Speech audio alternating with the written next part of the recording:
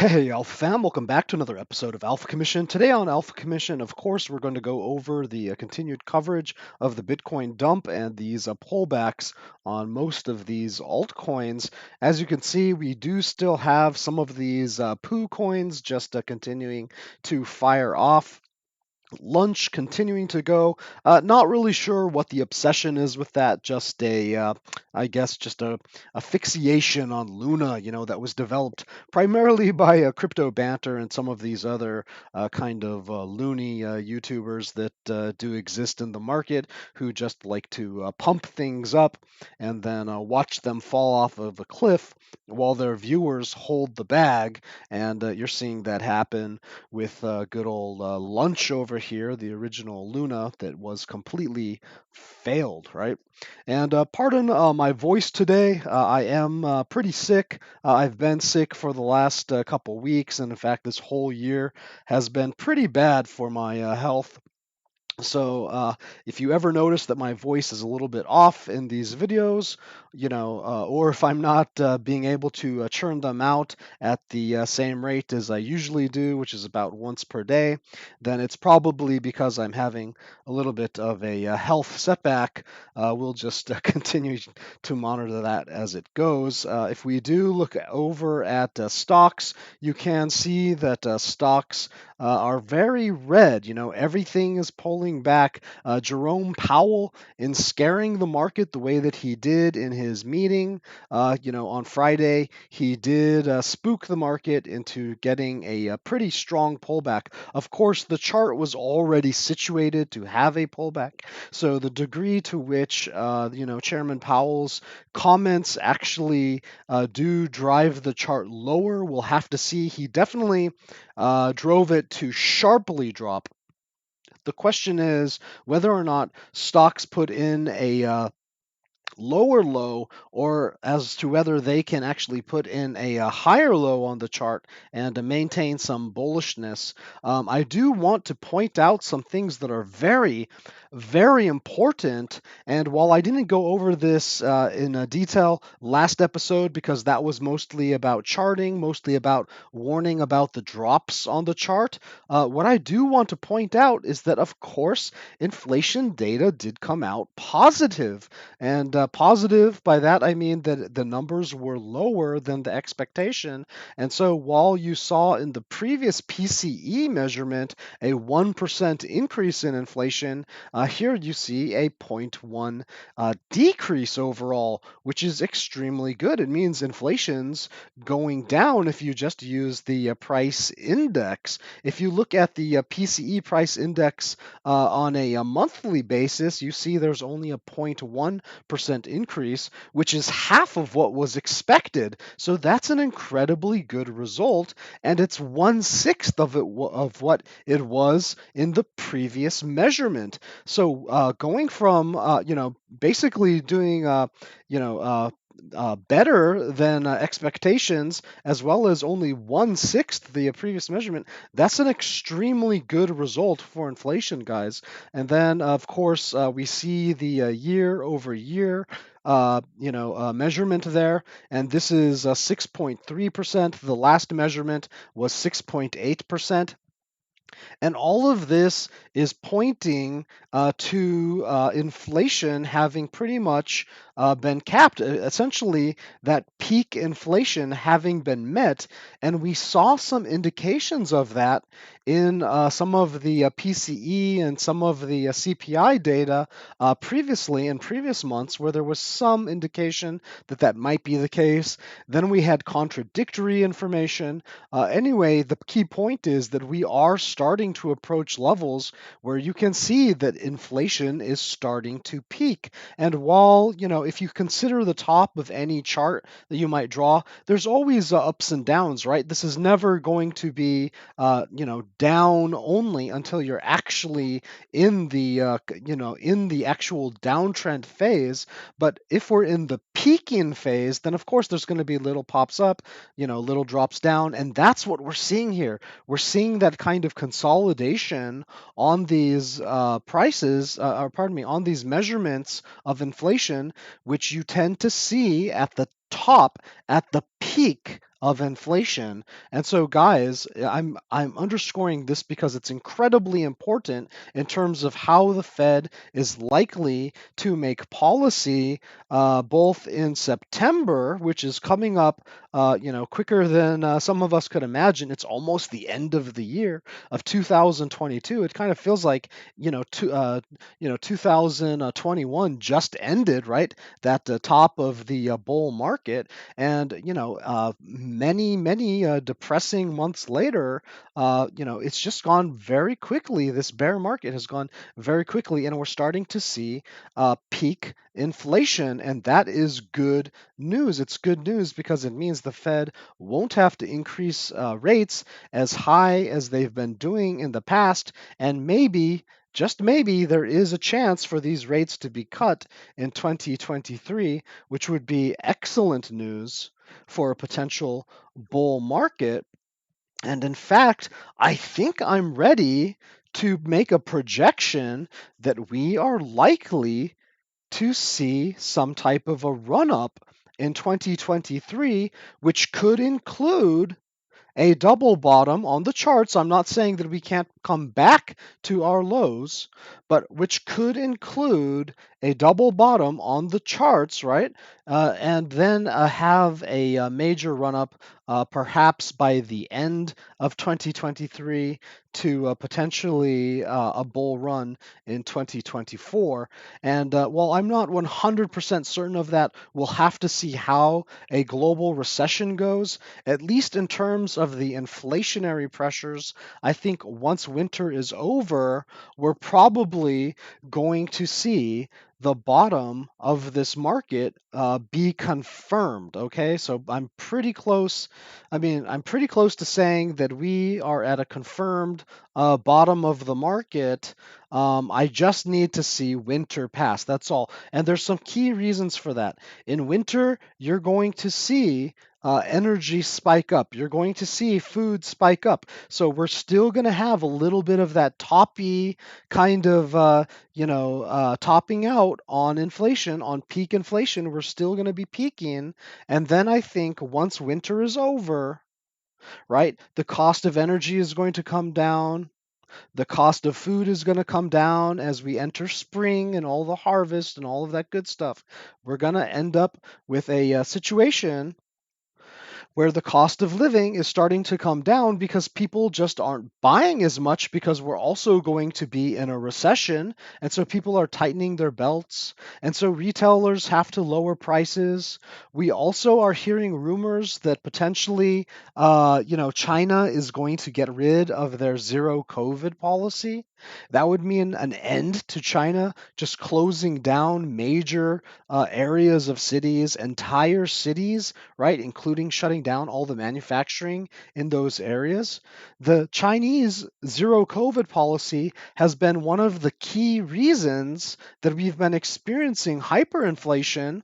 It's not just because of US policy or whatever policy that you might want to pinpoint on, it's also these little issues all across the world, including China shutting down major ports, shutting down major areas of manufacturing. And so what happens that makes those things produced there more scarce? It means that the price of those goods increases. It means that the delivery dates get delayed. Things on the shelves cost more as people are competing for the same resources. And so we've been experiencing a lot of inflation due to China's zero COVID policies. And while the rest of the world has pretty much moved away from zero COVID policies and shutdowns and things like that, the Chinese government has been doubling down on it. And I think they realize they are going to have an economic collapse in China if they don't get rid of this policy.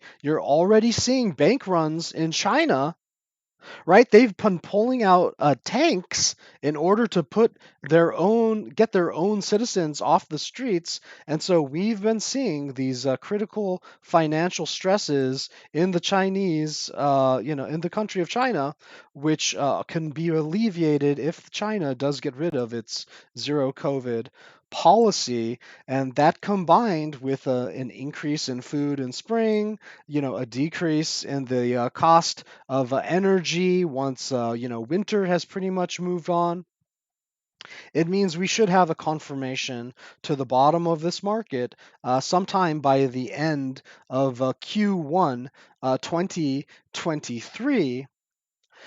And while we don't know exactly what the U.S. Fed, policy is going to be in September to January, we can pretty much assume that they're probably only going to do one more major increase. Maybe they'll have little increases in 2023, but they're probably only going to do one more major increase.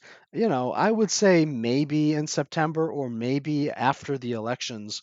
One of those two is most likely to happen. So perhaps in a September, and then September just ends up being a bad month, which it usually is anyway for trading.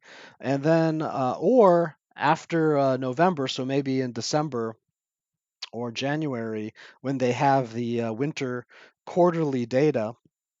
And so, if winter ends up being kind of harsh, because that winter cold climate will make people use a lot of energy, and so energy prices spike, and maybe it's winter, so food prices spike, because obviously food's not growing in the middle of winter, as much as, in other times of the year, then of course that would give the Federal Reserve the right and the ability to increase interest rates one more time, just really harshly, just kind of push us over the top in terms of interest rates and get that inflation down to the point where now the Federal Reserve has reloaded their ammo.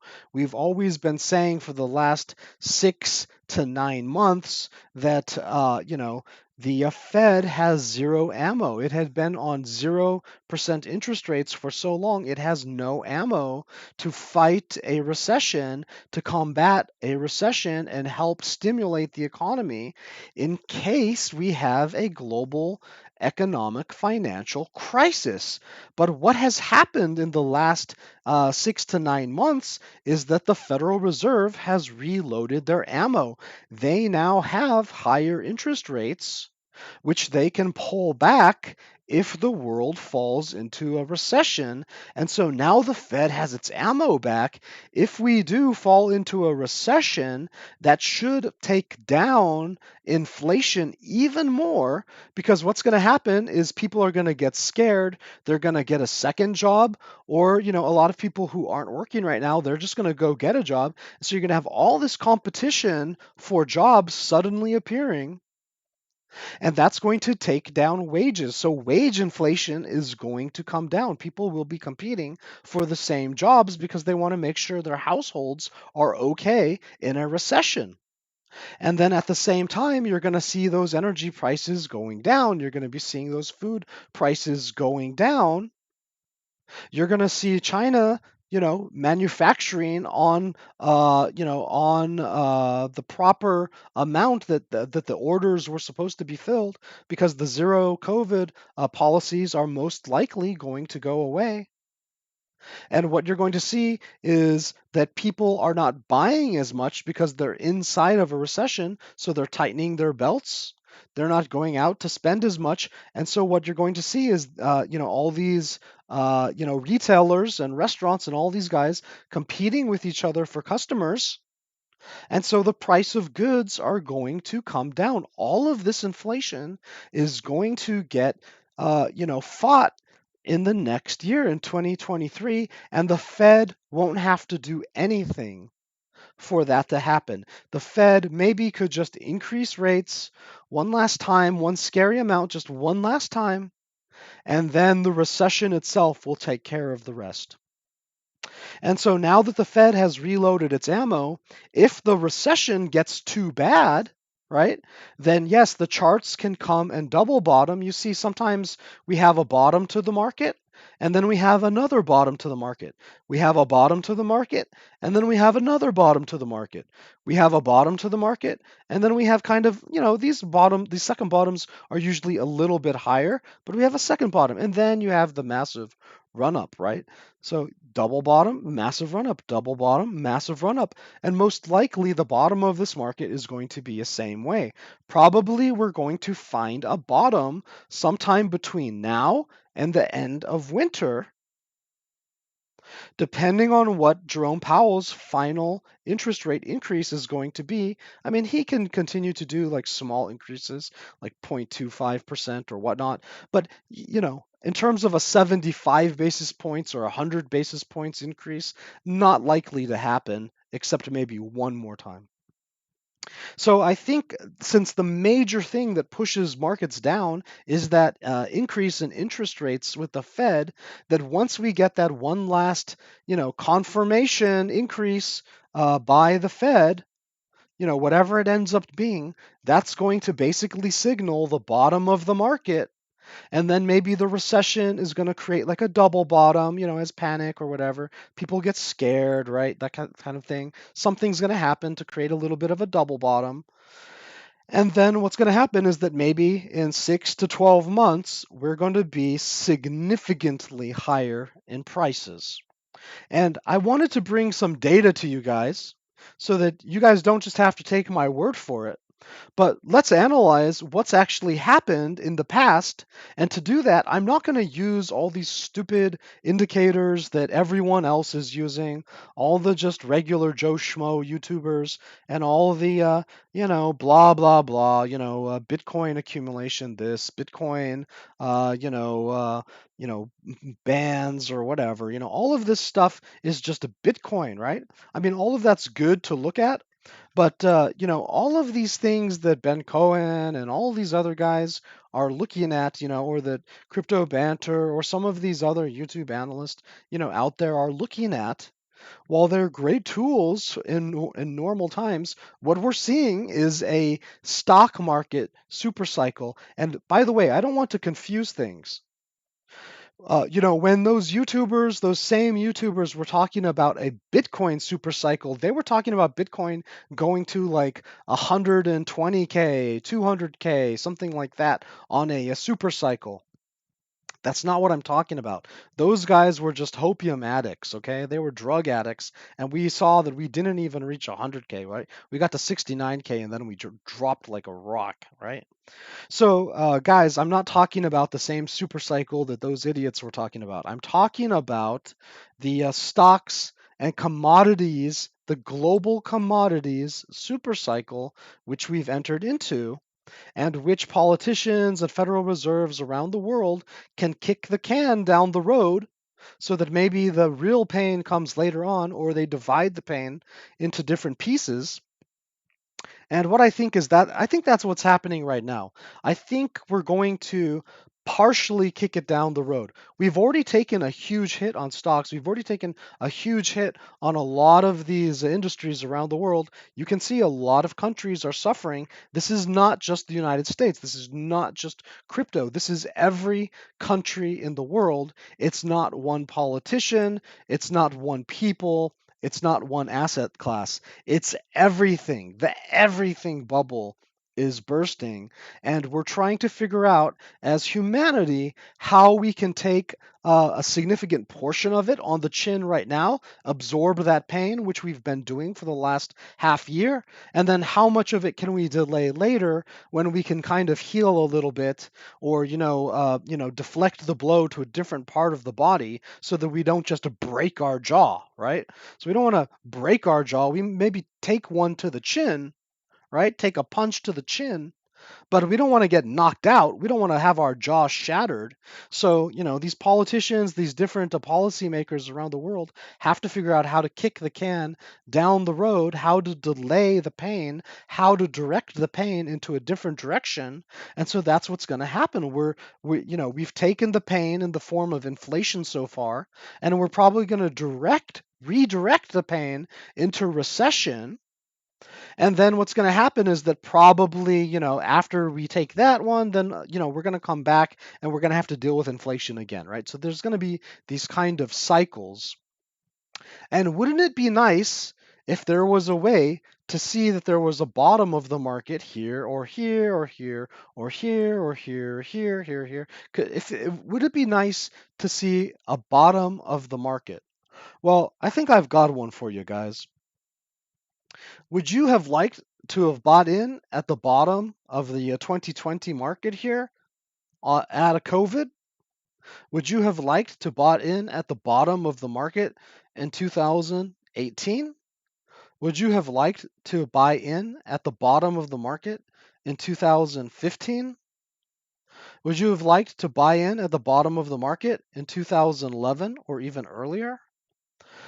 Well, look what I've done here. I've compiled, right, the entire indices, right, the S&P 500 index. The entire index of its stocks. What percentage of it is over their 50 a simple moving average, right? And so when we compile data like this, we can see that yes, we can have some type of double tops on these type of things. You just ignore that extra piece of data, right? We can have some type of a double bottom on this kind of thing. Just ignore that extra piece of data, all right? But if you just look at what the raw data is telling you, then we're just looking at these blue signals, not the purple one. The purple one's just an extra signal, right? And so I'm just trying to figure out how to filter that one. And what we can see is that when this isn't an indicator. You can't add this to TradingView. Okay, this is not an indicator. Okay, I had to just set this up. And so what you can see is that at the bottom of the crypto market, at the bottom of this COVID crash on stocks, this is the NAS 100, the NASDAQ 100, which is tech heavy. Just putting it down here as a comparison to Bitcoin. Okay, you can see Bitcoin is a lot choppier than the stock market. The stock market has kind of a much smoother, much more diagonal way up, whereas Bitcoin has more of these type of blow off tops and then crazy crypto winters, right? And has more consolidation sideways during bear markets, right? The NAS 100 had kind of one here in this 2015 to 2016 crash. That was a nice one, whereas Bitcoin kind of just plodded along. But otherwise, it tends to be the stock market that does that, and that Bitcoin is the one that chops sideways. And so what we see here is that when the majority of stocks on the S&P 500 reached a critical level, a critical low level under their 50 moving average, then what we saw is a bottom not only on the stock market but also on the crypto market. Here, when it reached a bottom of the crypto market, not only that, but the bottom of the stock market. And so this is for the S&P 500, but I can even use it for the NASDAQ, right?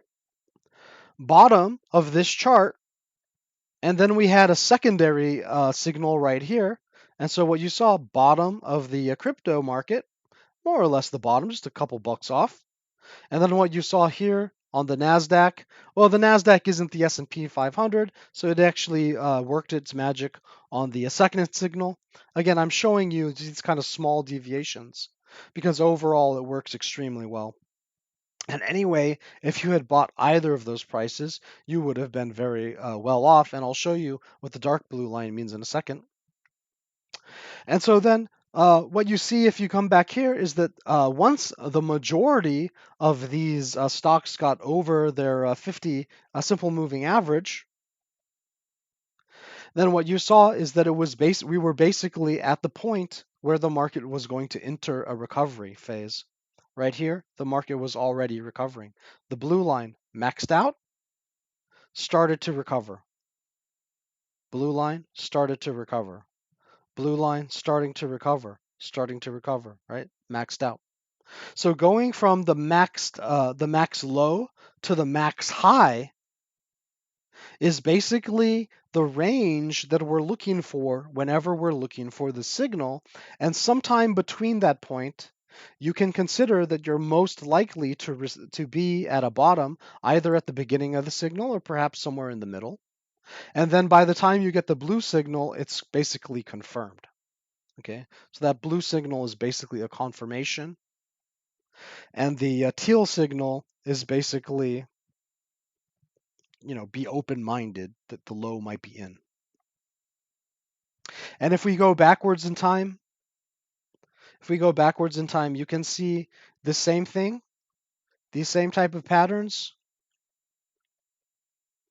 Even in, sorry, these things aren't aligning up very well.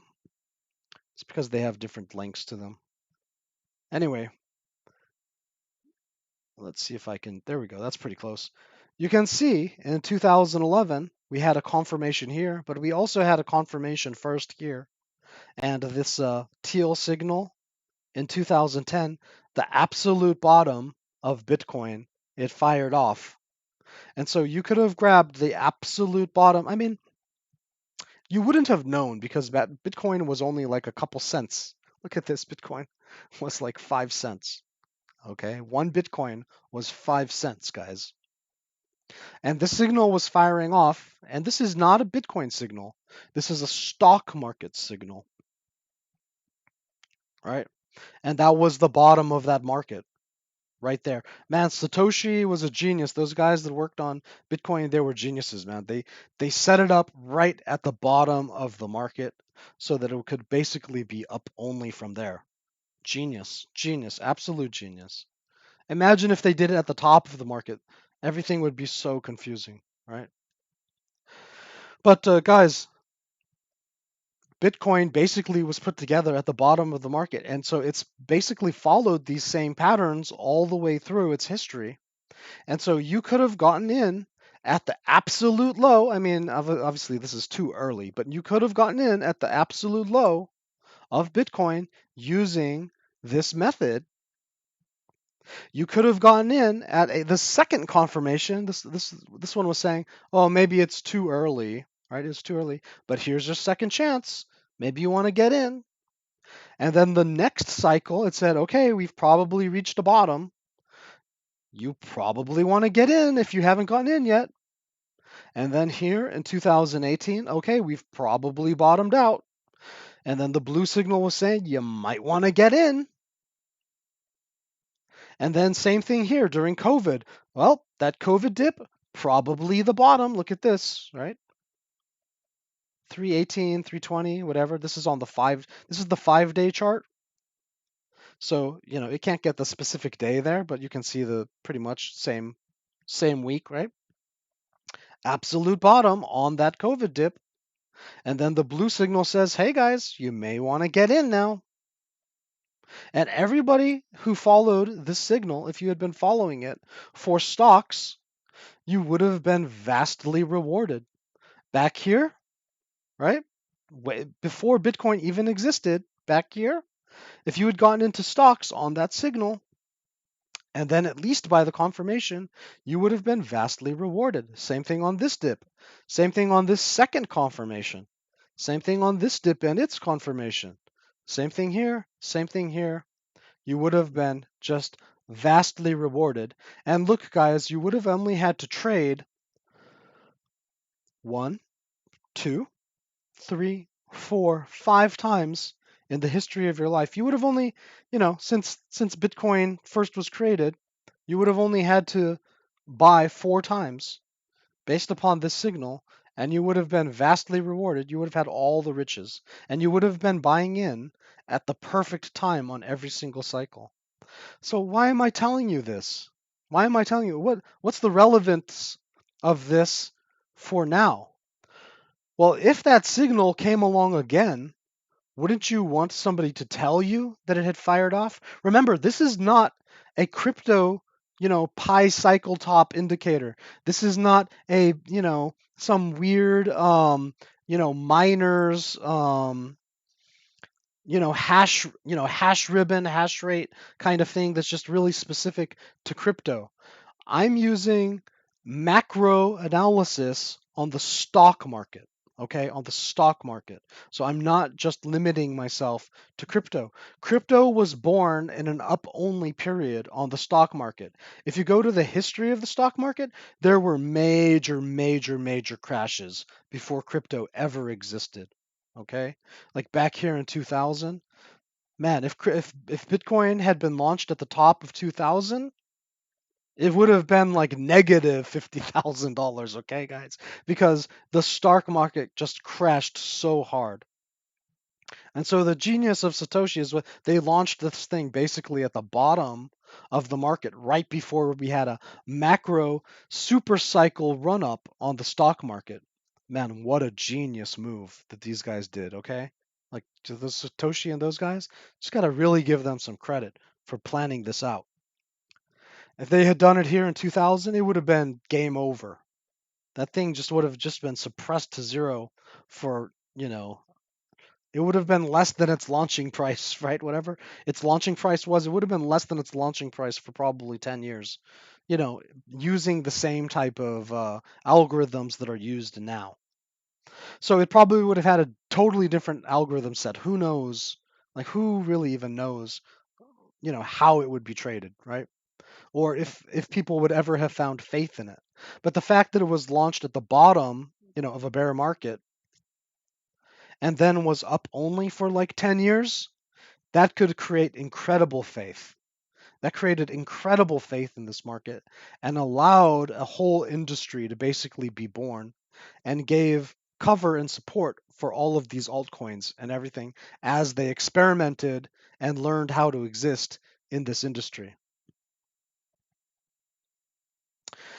So what would you do if I told you that if we zoom in to where we are now and just move forward a little bit,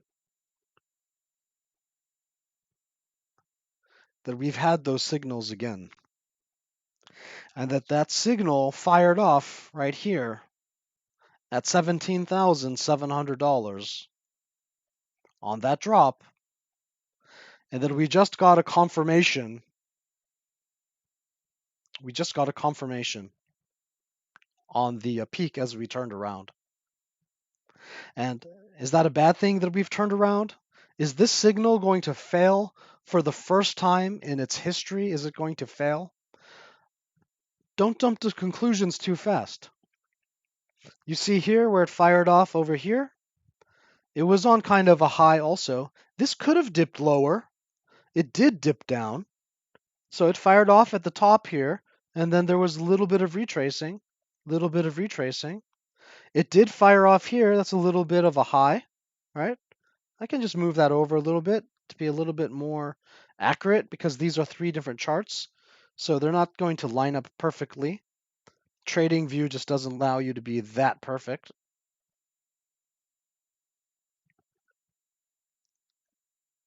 So that was like right at this peak. There was a little bit of retracing, a little bit of retracing, a little bit of retracing after the blue confirmation. This one actually was on a dip, so it was just up from there. Okay, they're not all going to be, have little retraces. This one right here, this blue signal was on a little bump. It did have retracing. In fact, that one looks very similar to what we're doing right now. This type of retrace looks very similar to how we're retracing right now. Man, that was back when Bitcoin was $3, guys. You just follow this signal, you can be a multi-millionaire. That's what I'm presenting to you guys. Okay? You only have to trade 4 times in the history of Bitcoin. You could be a multi-millionaire. And we already know how to call the tops on Alpha Channel, right? On this Alpha Channel. The Alpha Commission knows how to call tops. Sorry guys if I'm mudding my words a little bit. Just I've got a fever. Pretty sick today. But I wanted to make sure you guys understood that this signal is firing off again. Very, very few people in the world know about this signal. Okay, even stocks analysts, very few of them know about this signal. So the question is, what are you going to do with that information? And I want to show you something just to give a little bit of skepticism to this idea, because it doesn't have to be perfect. No signal can be perfect. Back here we had the blue signal, and you can see prices continued to go down. Oops.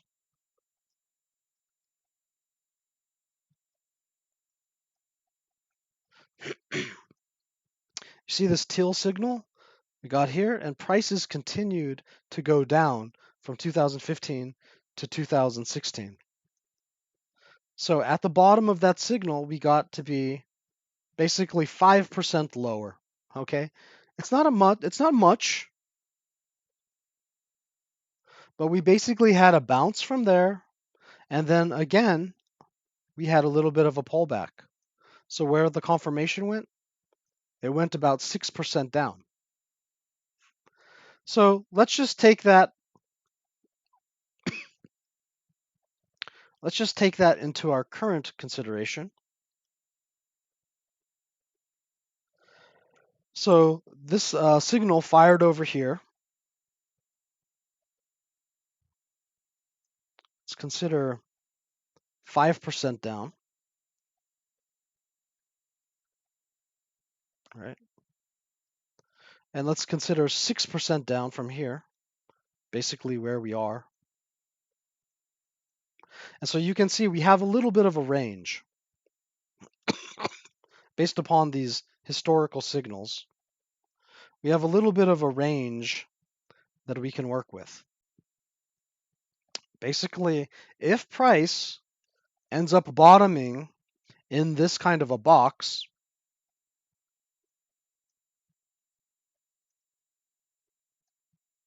yep, somewhere in there, whether it's a lower low or whether it's a higher low, then it's going to be consistent with basically the range of deviance in these different signals to the bottom, right? Here's a signal, pullback, signal, pullback, signal, pullback, right? What was that one? Yeah, that one was 10%. How about this one right here? 7%. That one's pretty much double bottom. This one had a pullback. So maybe we can even expand this to 10% below this line. Let's even start up there. Okay, so 10% would bring us in this area. What if we talk about the bottom of the candle? Okay, 10% could bring us here. So you can see that there's a range of price action that could happen. We could still have one more major drop on the stock market. And look at that. That would be pretty consistent. All right, that would be pretty consistent with this kind of line that we have gone here, trend line that we have here.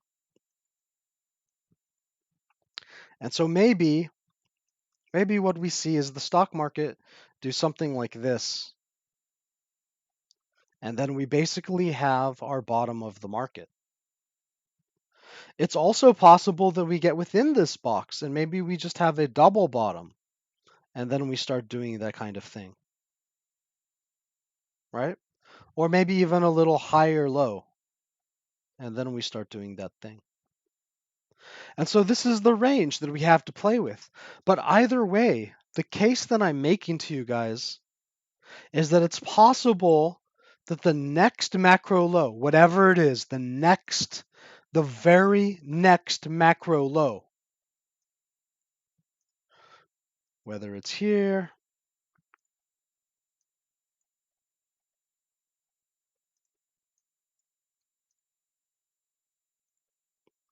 whether it's here, or even if it's here, whatever the next macro low is on the stock market, remember this is a stock market indicator, right? Whether it gets this area as support whether it double bottoms or whether it makes a lower low on this trend line but still takes off, that's in range with the deviations on this signal, on this traditional signal, on this historical signal, which very, very few people know about, which very, very few people understand, and which could take us to our next bull market. Okay? So be on the lookout. Be on the lookout for when the stock market bottoms. I think we're closer than what many people want to believe.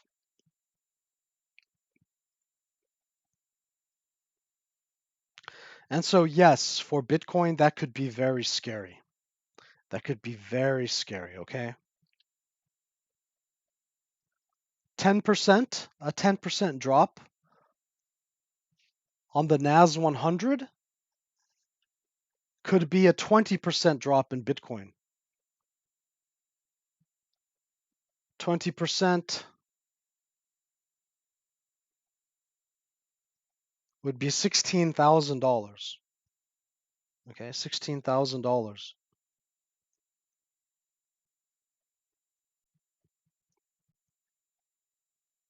But it's not those scary low numbers that a lot of people, including this channel, have talked about. It's not 8,000. It's not even 11,000. It's not 14,000. It's not 5,000. It's not 1,000. It's not 0. Right? What this indicator and its history would suggest is that perhaps it's even as high as 16,000. Perhaps it's just what I've been saying on previous shows, which is that maybe we just make a lower low on price and then we make a higher low on the RSI, on the macro, and then we have bullish divergence created on the macro, and then we just go from there. Not sure, guys. Just wanted to present you with some hopium. I know on a lot of these Macro Monday shows that oftentimes I'm showing you the really negative case. I wanted to show you the bullish case this time, okay?